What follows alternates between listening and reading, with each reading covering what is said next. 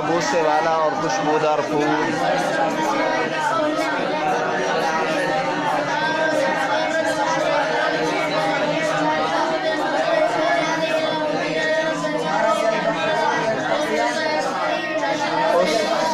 उसने चलाए दो दरिया जो आपस में मिल रहे हैं।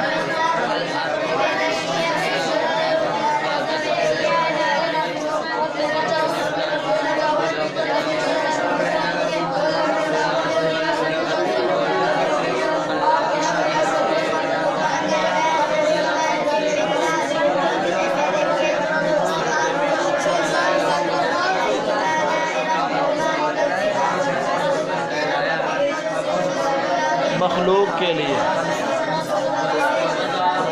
बिछाया